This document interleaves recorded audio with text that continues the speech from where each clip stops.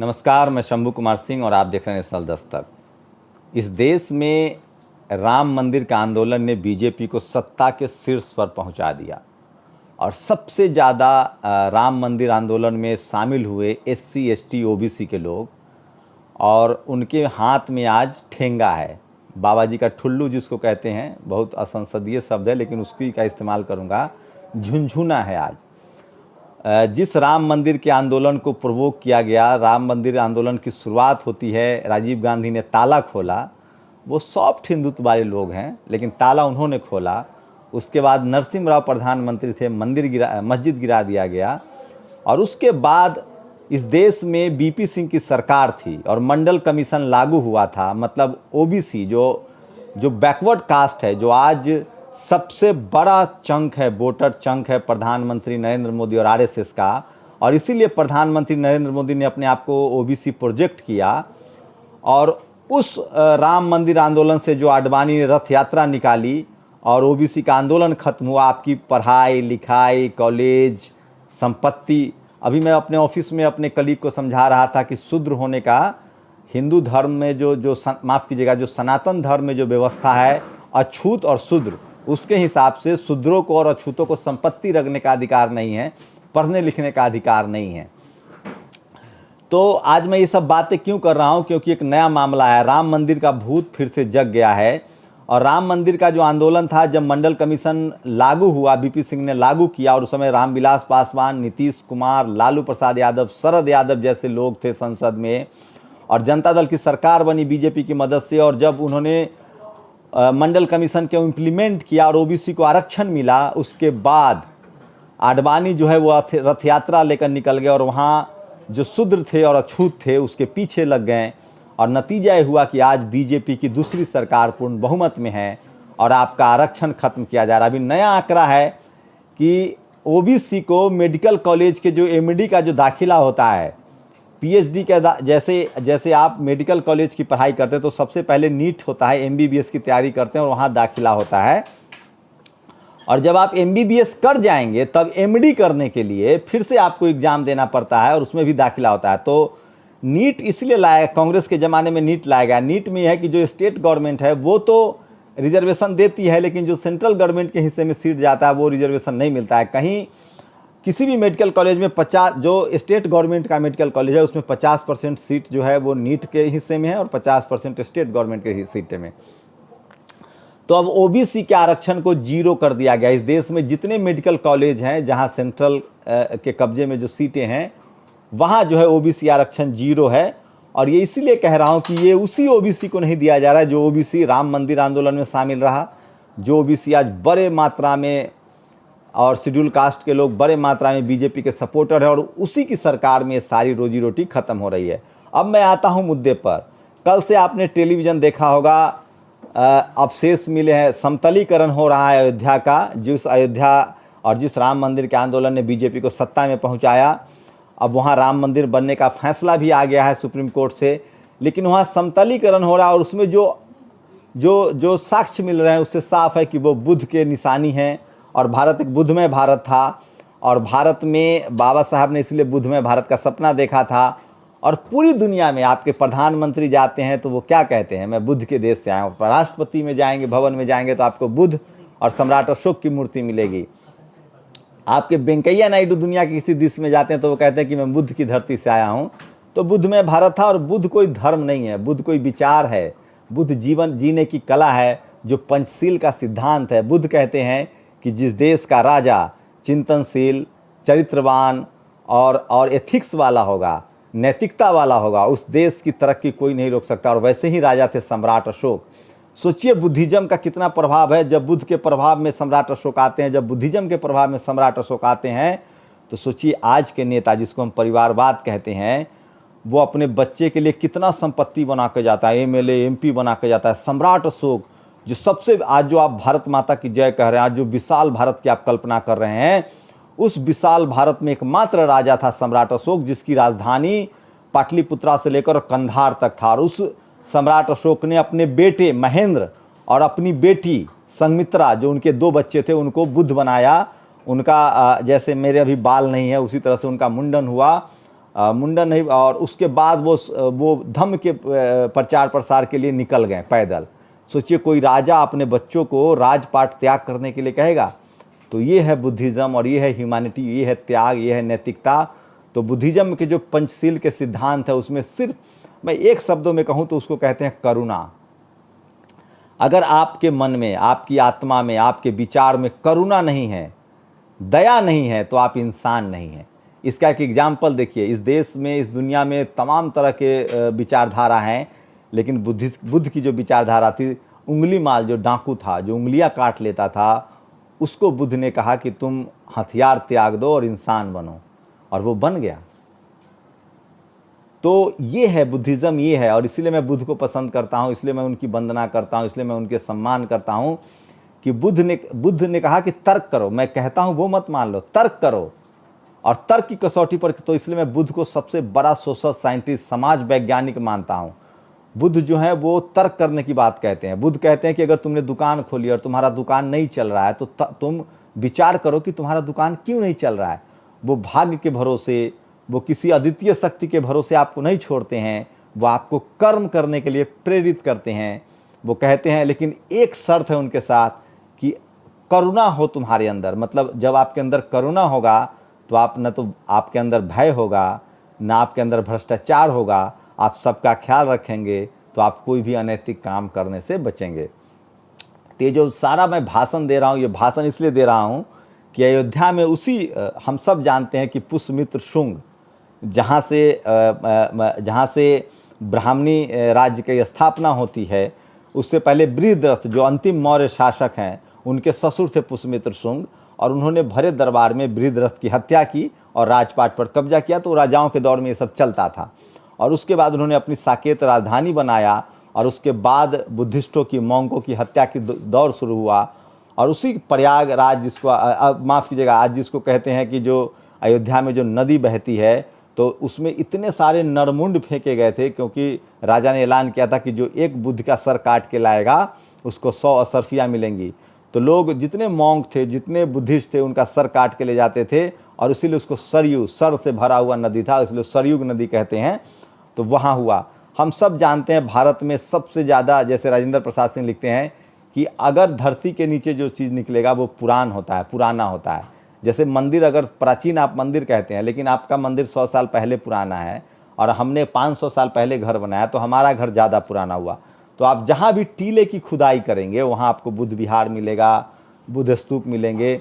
और जो बुद्धमय भारत था उसमें पढ़ाई लिखाई का केंद्र था। भारत जो सोने की चिड़िया थी, उसी बुद्धमय भारत में। भारत जो ज्ञान का केंद्र था, तक्षशिला, नालंदा, विक्रमशिला, 17 यूनिवर्सिटियाँ थी, वो उसी बुद्ध के समय, बुद्ध काल में, जब भारत बुद्धमय भारत था। जाति पाति, ऊंच नीच, भेदभाव नहीं था। वही दरअसल असली रामराज था, जिसको ये रामराज कहते हैं। वहाँ कभी ताला नहीं लगता था, कहीं भुखमरी नहीं थी, गरीबी नहीं थी, लाचारी नहीं थी, अविश्वास नहीं था, क्योंकि सब बुद्धमय भारत था, जिस बुद्धमय के लिए पूरी दुनिया के लोग बुद्ध को आज पढ़ रहे हैं। तो अयोध्या में वही बुद्ध की मूर्तियाँ मिली हैं और वही बुद्ध के प्रतीक मिले हैं। और हम सब जानते हैं कि भारत बुद्धमय था। और इसलिए आपको मैं कुछ पोस्ट बताऊंगा, और सोशल मीडिया पर लोग ट्रेंड कर रहा है, लेकिन ये जो जातिवादी, ब्राह्मणवादी, मनुवादी मीडिया है, हम सब तमाम धर्मों का रिस्पेक्ट करते हैं, लेकिन कम से कम सच तो बोलिए। अच्छा, मूर्ति मिलेगा बुद्ध की, मूर्ति मिलेगी बुद्ध काल की, मूर्ति मिलेगी बौद्ध साहित्य की, तो उसको आप क्या कहेंगे? तो इतना यहाँ इतिहासकारों ने बहुत घालमेल किया है। तो मैं चाहता हूँ कुछ पोस्ट आपको बताऊँ किस तरह से वहाँ। और बहुजन चंद्रशेखर रावत ने मांग की है, रामदास अठावले जो केंद्रीय मंत्री हैं उन्होंने मांग कर दी है। और अब मैं एक के बाद एक कुछ पोस्ट पढ़ के बताऊँगा आपको। राजेंद्र प्रसाद सिंह जो प्रोफेसर हैं, उन्होंने इस पर लिखा है, अयोध्या मंदिर परिसर में समतलीकरण के दौरान जो फोटो दिया गया है, शिल्पांकन मिला उसे बुद्धिज्म में पदक, लोटस मेडेलियन कहते हैं। ये तस्वीर देखिए, मैं अपने एडिटर से कहूँगा ये तमाम तस्वीरों का इस्तेमाल करें जो अभी मिल रहा है। अयोध्या मंदिर परिसर में समतलीकरण के दौरान मिली जिस अष्टकोणीय कला को लोग शिवलिंग बता रहे हैं, वह वस्तुतः मनौती स्तूप, बोटिव स्तूपा है। आगे लिखते हैं, जिस शिवलिंग बताया जा रहा है वो आकार प्रकार में कुछ ऐसा है। अयोध्या मंदिर परिसर के समतलीकरण के दौरान ये शिल्प अवशेष आज मीडिया के सामने आए हैं और आश्चर्यजनक रूप से बौद्ध शिल्प से मिलते जुलते हैं। तो ये तमाम चीज़ हैं। आज इथोई थास का जन्मदिन है 20 मई 1845, जिन्होंने कहा कि हम सभी शूद्र अछूत मूल रूप से बौद्ध हैं, हमें अपने घर लौट जाना चाहिए। तो देखिए इथोई थास का जन्मदिन है जिन्होंने कहा था। तो ये तमाम जो मैं आपको दिखा रहा था, और एक और लास्ट पोस्ट बताऊंगा। अशोक ने 4 लिपियों में अभिलेख लिखवाए, चारों में से किसी में वन व्यवस्था का उल्लेख नहीं है। मेगास्थनीज ने भी वन व्यवस्था का उल्लेख नहीं किया, और जिस कौटिल्य ने किया है वह उस समय था ही नहीं। आप कह रहे हैं कि गौतम बुद्ध ने वन व्यवस्था का जिक्र किए हैं। गौतम बुद्ध जब अशोक से पहले हुए तब बुद्ध काल में वन व्यवस्था का सवाल ही नहीं उठता है। तो आप सबसे गुजारिश है कि आप भी राजेंद्र प्रसाद सिंह को पढ़िए, भाषाविद हैं, पाली और प्राकृत के तमाम शिलालेख पढ़ रहे हैं। तो ये कुछ पोस्ट थे उनके जो मैं आपको बता रहा था, और वहाँ मांग उठने लगी है, और कल से लगातार लोग ट्विटर पर ट्रेंड करा रहे हैं बुद्धिज़्म को लेकर। और मैं कुछ और पोस्ट जो मैंने बुद्ध को लेकर शेयर की है वो मैं चाहता हूं कि आपको बता दूं। दिलीप मंडल ने लिखा है इसको ट्विटर पर कि चंद्रशेखर रावण ने कहा है कि वहाँ बुद्ध विहार बनना चाहिए, जब मंदिर बन रहा है तो बुद्ध विहार भी बने। केंद्रीय मंत्री भी कह रहे हैं कि अयोध्या बौद्धों की है। रामदास अठावले ने इसे कहा है कि वहाँ बौद्ध मंदिर बनना चाहिए। तो लक्ष्मण यादव लिखते हैं, अयोध्या खुदाई में मिला बौद्ध अवशेष, जो कहानी कह रही है वो कहानी इस देश में इतिहास लिखने की रही है। बहुजन अवशेषों को दफन करके छद्म हिंदूवादी इमारतें खड़ी कर दी गई है।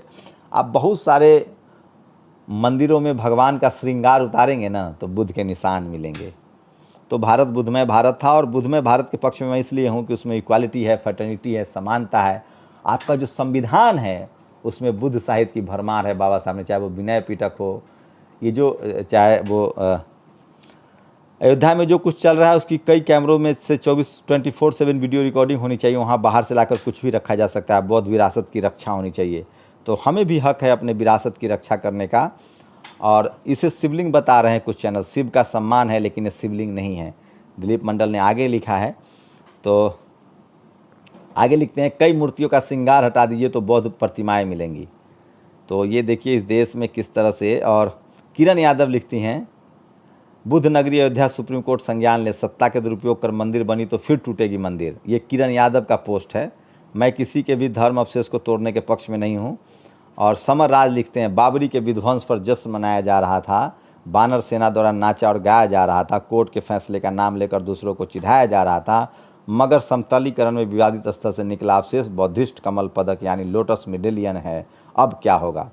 लेकिन मीडिया इस देश की देखिए, जो जातिवादी मनुवादी मीडिया है वो किस तरह से लगातार इसको कैसे जोड़ रही है। तो इसलिए मैं कहता हूँ कि जब शिकारी आपका इतिहास लिखेगा तो वो हिरण की व्यथा नहीं लिखेगा, वो अपने शिकार का, साहस का और वो शिकार करने का वर्णन करेगा, अच्छा कहेगा।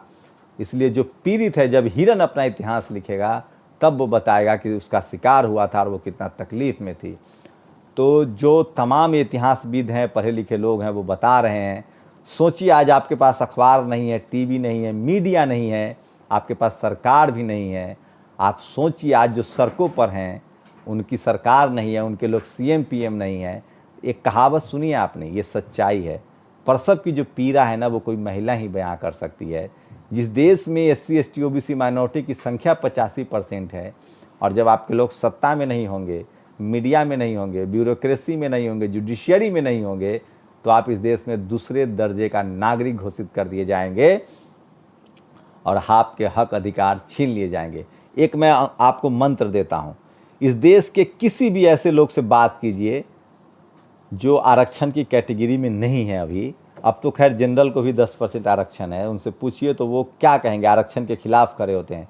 सोचिए, जो आपको संवैधानिक आरक्षण के खिलाफ हैं वो जाति की वजह से कभी आपके हक में फैसले लेंगे? करेंगे? नहीं करेंगे। इस देश के अनपढ़ आदमी से, जो कभी स्कूल नहीं गया हो और वो आरक्षण कैटेगरी में नहीं आता है, SC ST OBC आरक्षण में नहीं है, तो उससे बात कीजिए तो वो कहेगा कि अगर मैं आरक्षण नहीं होता तो मैं कलेक्टर होता, जबकि उसको पता है कि कलेक्टर बनने के लिए BA पास करना ज़रूरी है। लेकिन वो स्कूल भी नहीं गया और वो आरक्षण के खिलाफ है। तो जब इस विचारधारा, इस मेंटालिटी के लोग सत्ता में हैं तो फिर आपको न्याय कैसे मिलेगा। इसलिए भारत में जाति के आधार पे, रंग के आधार पे, लिंग के आधार पे भेदभाव होता है। इसीलिए बाबा साहब ने संविधान में डाइवर्सिटी शब्द का इस्तेमाल किया है। चाहे वो महिला हो, चाहे वो पुरुष हो, चाहे वो किसी जाति का हो, किसी मजहब का हो, जब तक बराबर की हिस्सेदारी नहीं होगी, चाहे वो मीडिया हो, चाहे ब्यूरोक्रेसी हो, चाहे जुडिशियरी हो, चाहे यूनिवर्सिटी हो, चाहे बिजनेस हो, जो ये पावर सेंटर्स हैं, जब तक यहाँ भागीदारी सबकी बराबर नहीं होगी, तब तक हम न्याय समतामूलक समाज नहीं बना सकते हैं। और इसलिए मैं कहता हूँ कि अब जातिवाद जो है वो गाँव में नहीं है, शहरों में शिफ्ट हो गया है।